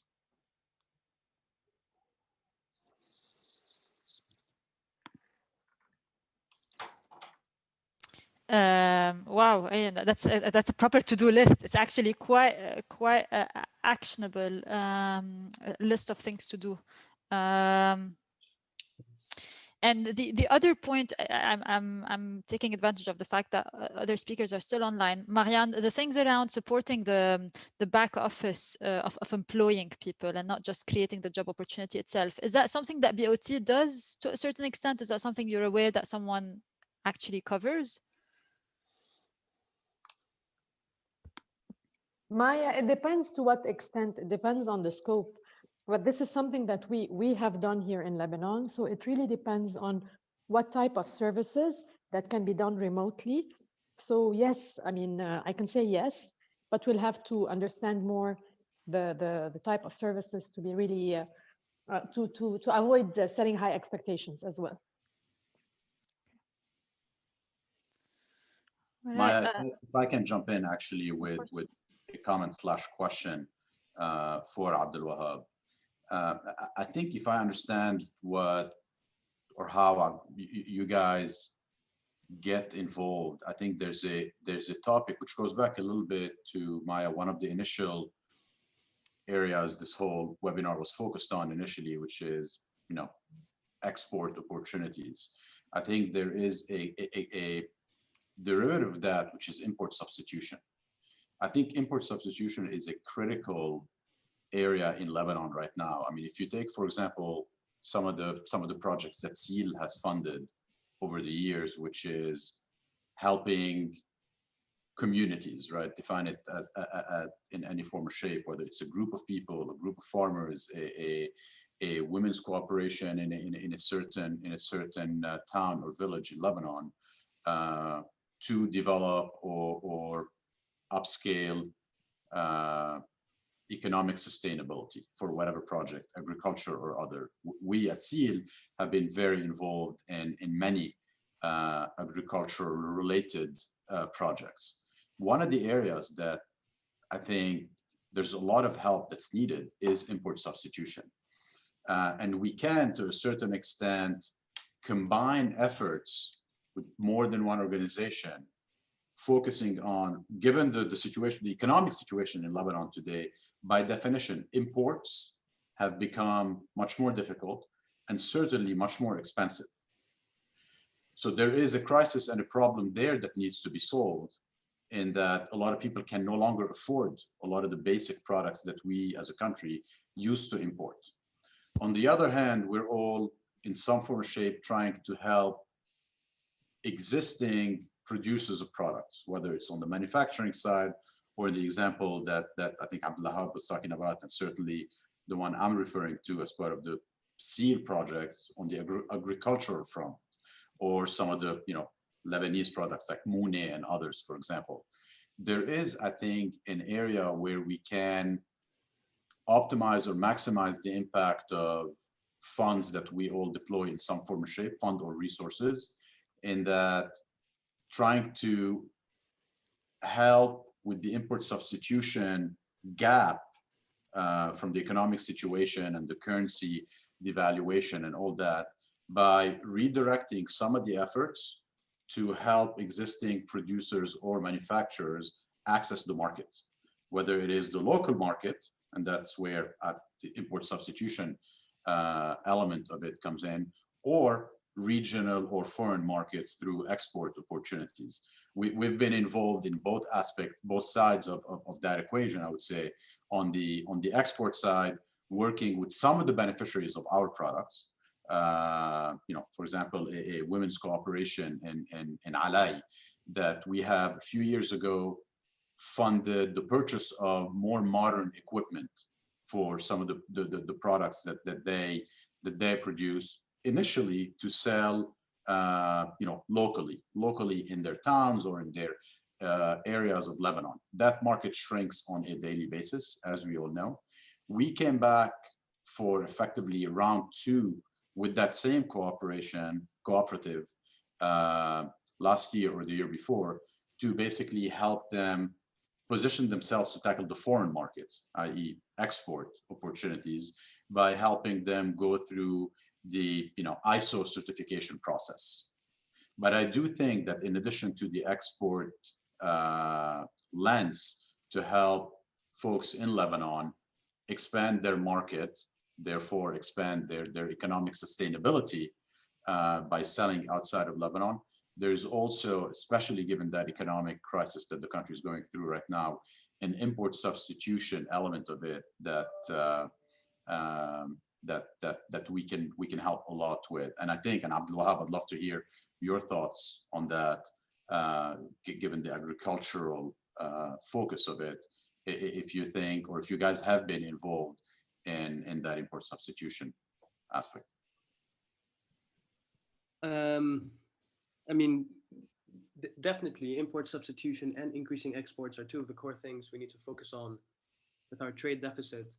Just a quick point, when you were talking about meeting local needs, one of the things that shocks me about agriculture is Lebanon has something like 615,000 hectares of arable agricultural land, of which today, only 300,000 are designated farms, of which post-crisis, less than half are active farms. Yep. So post-crisis, about half the farms in Lebanon have shut down.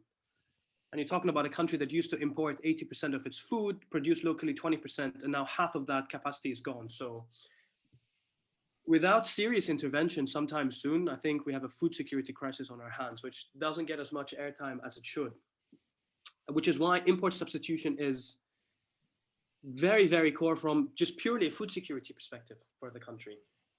One of the core problems with import substitution, again, in Lebanon is producing locally still relies on importing seeds, fertilizers, and all of the inputs that go into agriculture from abroad. So there still is a hard currency bill to pay, which as an investor, I'm thinking from my own perspective now, I'm happy to carry some local currency risk if I can mix it with export contracts. If I'm putting in X amount and half the sales go into export, so at least I can cover my hard currency expenses and then take a risk with the local currency, that's fine.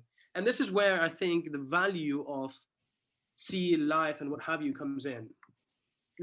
I find a lot of initiatives go towards grants, but a lot of the grant-making bodies I've spoken to are less excited about using grants to leverage more investment.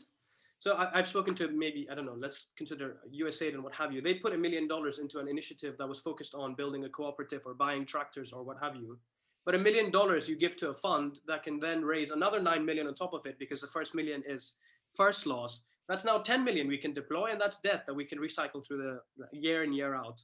So there is an opportunity to take grant money or first loss capital and leverage that money by bringing in more foreign investment so that we can increase the amount of work we do rather than just spending it and then that money is gone. I think there are much more impactful and leverage ways we can deploy the money that we're all putting together. And there should be some sort of partnership here between grant-making organizations and startups or companies in general that are trying to expand trade in Lebanon. It's, in my opinion, it's the single highest impact thing we can do. If I may, hello, hi Maya, if I may. Yeah, hi Fadi. Yeah. Abdulwahab, it's Fadi Busy. Thanks for the mention. Just because you mentioned SE Factory and you know, our managed service which basically helps with the process of the recruitment and taking care of all the admin and the paperwork, we're already doing it for knowledge workers. So it's not just tech, it's digital workers, business analysts, and so on with our customers outside Lebanon. So this is already happening. I've never thought about it for other you know, silos, and I'm more than happy to get on a chat and to discuss it, see if there's any synergies. So short answer is we already offer this, but you know, we're not in agriculture, but if there are overlaps or synergies, I would love to collaborate. And plus, I think, like you said, the opportunity, the problems agriculture in Lebanon are immense, but this is also a big opportunity. You can think of course, regenerative agriculture, which reduces the amount of inputs and thus reduces the import needs for farmland, at least in theory. Not in theory, it's been done outside. I don't know if it's been done in Lebanon. So there's a lot that can be done on the agricultural side. And if there's any way we can help, that makes sense for SE Factory, we'd love to, you know, brainstorm on these. Perfect. If you can just like maybe message me your contact details, I'll reach out. I'll connect you both. I'll just send you an email to both of you. I am conscious of time, and I feel that هلا حمينا شوي يعني بالconversation بس we are like tight on time. I'm gonna ask Dr. Najat Saliba to join, and done. Hi, good evening. Thank you, Hi. Maya, for the invitation. Thank you for joining. Thank you all for such a refreshing conversation. And thank you for all the people who intervened and presented their work. It's really nice to hear how many people are working hard in this country to actually save what's left from the country. I'm here to introduce Khaddit Beirut and the work that we're doing in Khaddit Beirut. And from the beginning of the conversation, everything mainly revolved around the explosion on August 4. So us experts in LAU, in AUB, in USG, we're not an organization, but we felt that our expertise have to be put into action. And that's why we grouped ourselves and we operate under AUB to actually find a roadmap or a guidebook that allows us to be proud of any intervention we make. So it's not about the number, it's about creating models of excellence. And we decided to create those models of excellence based on science and systematic approach in 4 vital initiatives. The first one is creating community healthcare centers. Of course, it's grassroots and community driven. Creating models of public schools that we are proud of. Helping small and medium businesses be inclusive and accessible in addition to rebuilding their businesses. And definitely, I cannot live without making our environment a little bit better than we have it right now. I want to just give an example in every single initiative how we're working. At the Community Healthcare Center, we are working with the primary healthcare unit at the Ministry of Public Health. Of course, we believe that we cannot substitute for the government. We have to work with entities that we trust in the government so that after we intervene, things can become sustainable. We teamed up with the primary healthcare unit at the Ministry of Public Health, and we are opening a community healthcare center at the hospital in Karantina. So we're working together with the officials in the hospital in Karantina to actually build capacity at the community level, train the community in order for it to take care of itself. mainly helping people who are not having a job right now to become nurse aides, for example, to care for homebound people who we found are many in the community. We are also helping other people in finding jobs around the community healthcare center. At the education level, let me say that at the community healthcare center, we don't want to do it without the diaspora. We reached out to many medical doctors and nurses all around the world. We are working closely with the International Lebanese Medical Association and collaborating together to open some ways to do telehealth and telemedicine from abroad. At the education level, we are teaming up with Just Care from the University of Toronto to actually train 6 public schools to become digitally literate and to also help the teachers, the students, the parents, so that the whole school becomes a community school. I have a lot to say about those schools who are needing lots of infrastructure, materials, food perhaps sometimes, electronic devices, and most importantly, the teachers themselves need to be up to date in the digitizing literacy, and also up to date in how to develop materials for courses online.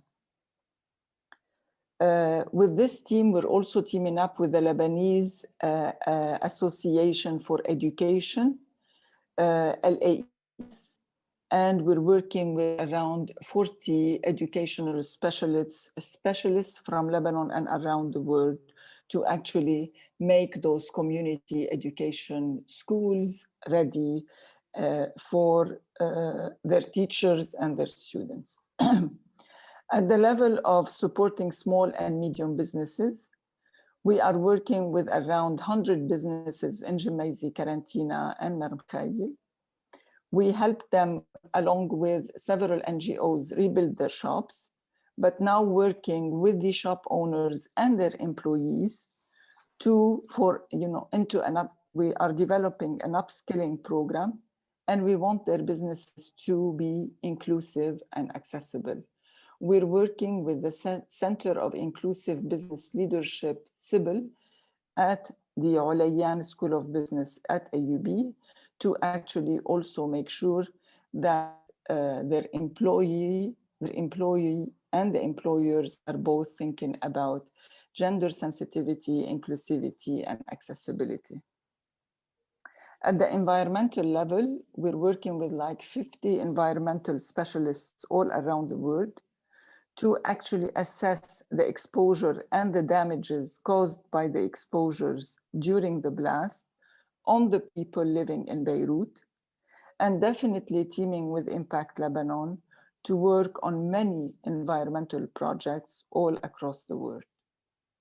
In a nutshell, we cannot do it without the diaspora. We need your expertise. We need your systematic approach. We need your scientific approach and professionalism to be a demand so that to implement in Lebanon, to make it models of success. We don't want to do it a la Lebanese. We want to do it a la professional way. And that's why we need you. And everything we do, we have to make sure we ask for high accountability, high systematic approach, and we want to transform our country into a country that everyone will be proud of. Just one note here that definitely we are working with Lebnet on an IT program, blockchain, and others. I want to thank you for this opportunity, and I'll be ready to answer any questions if you have.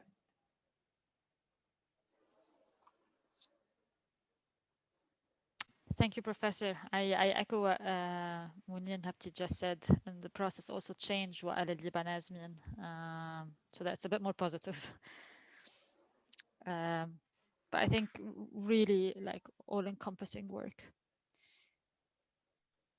Any questions? I will allow Asma Zain, who is undercover using the name of Ghada Salibi today, to talk about Ardi Ardak and LLWB, Lebanese League of Women in Business.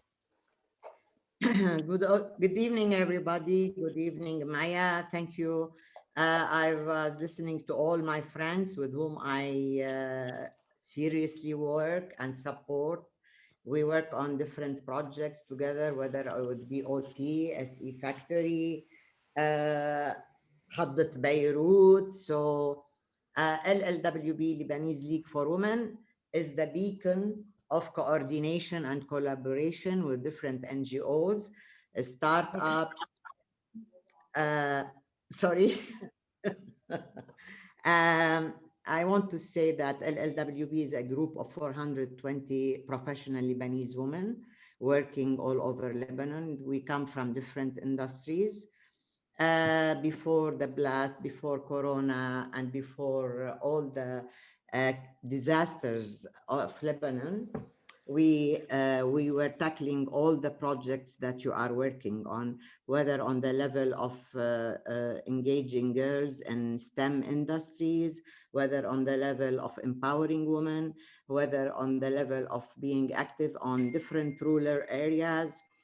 But due to the recent problems and catastrophes that happened, we had to shift a bit and meet the developments that happened in Lebanon. Now we are working on a project that's called Ardi Ardak in cooperation with the AUB, Environment Sustainable Development Unit. This is for you, Wissam, to take note of and listen to what I'm saying, because I heard you talking a lot about agriculture. If you are talking about agriculture, then you have to get in touch with us.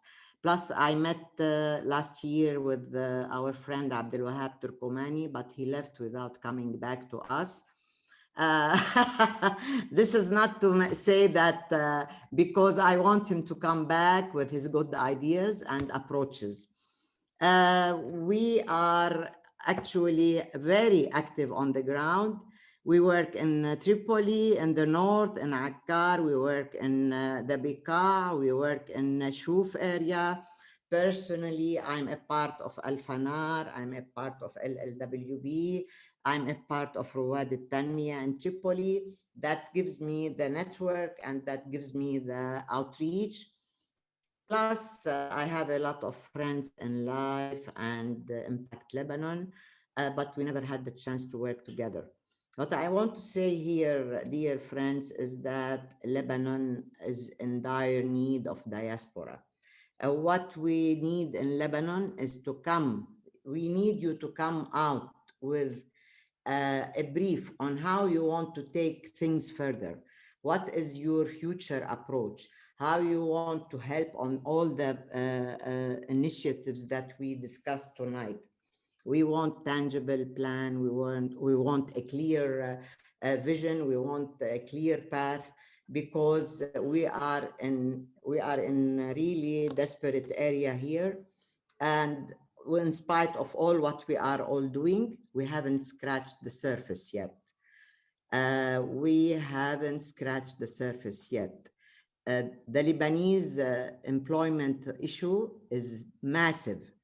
It's not only on technological level, it's not only on IT. We have to change the approach. Of course, tech is high and in demand, but we have to work on vocational trainings. We have to work on other trainings in order to give our market the right exposure and the right needs. So if we are here to talk about the future needs, yes, we need vocational trainings, which is very scarce and doesn't exist in Lebanon. We are talking about food safety, yes, but we have the right professionals to work on food safety. We are talking about supporting startups, businesses and entrepreneurs, then this needs another webinar and it needs another approach. But what I'm trying to say is don't lose hope, keep your support, but you have to take it into a macro level. You have to outreach other NGOs. You have to outreach other active partners on the ground in order to really know what are the needs now in Lebanon. I might be a bit harsh, but because I live it and I have lived it through all the phases of the Lebanese issues, whether civil war, whether Israeli war. I've started my company in Lebanon and it was a very successful. This is why I believe in Lebanon, because when we started our company in Lebanon, we succeeded and we made it. That's why I want you to change your approach. Thank you very much, Maya. Thank you, Asma. I have not said what you want, but it was a platform to express my feelings and how I believe life, Seal, and Mr. Aie Lebnet can help. It's always good to get the pep talks, Asma. No worries at all. Thank you for the insights. I'm just extremely conscious of time. Also conscious of I don't know how chat is working, if everyone is seeing the different shout outs for various initiatives and various groups and what they're doing in different areas. One of the I think that the least we can do after the session is really a compilation of the different initiatives we have talked about in different respects, and then share them in a hopefully digestible email, but also with contact details for whoever wants to share their contact details. So if you have an initiative, if you've been working on something, if you're struggling with a specific issue that you think this community that was gathered on this call can help solve, please do share it. We'll put together a bit of a post-webinar content that we can share. George, Wissam, Jean-Marc, what thoughts do you have? What parting thoughts do you want to leave us with?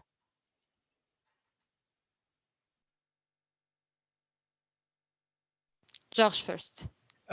Okay, I'll go first. So this was wonderful. Obviously, every time we do this, we discover more organizations that are being involved. I just want to basically summarize what we talked about, or I should say, at a high level, really, we need to find a platform for all of us to come together to keep sharing the information so that each one of us does their job, but also make sure they're connected and collaborating and reducing redundancy. I think that's the takeaway from my perspective. And one more thing is, I go back to, we need to really share success stories about matching employers with talent. That's going to be critical for each one of us to go to their constituents to try to convince them to hire people in Lebanon, and that's important.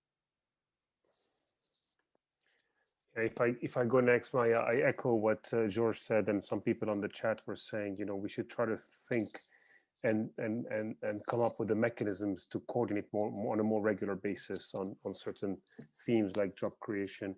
I'm very encouraged to see all these new initiatives. I took some notes, but I think your idea, Maya, of circulating maybe a list of a summary of the content or some of those initiatives and the contact of those who gave them, I think that'll be a good way, because we can follow up, at least as live, to some of these and see where we can take that. And lastly, again, I want to encourage particularly people in Lebanon. I know it's very gloom and dire today, but frankly, it's gloom and dire everywhere at the moment with lockdowns and what have you. And I think this ability to work remotely is change habits. So outsourcing jobs and projects to Lebanon is much easier now than it's ever been before. So please hang in there. Keep helping people stay in jobs in Lebanon, and we'll do our best abroad to help you with whichever means we can.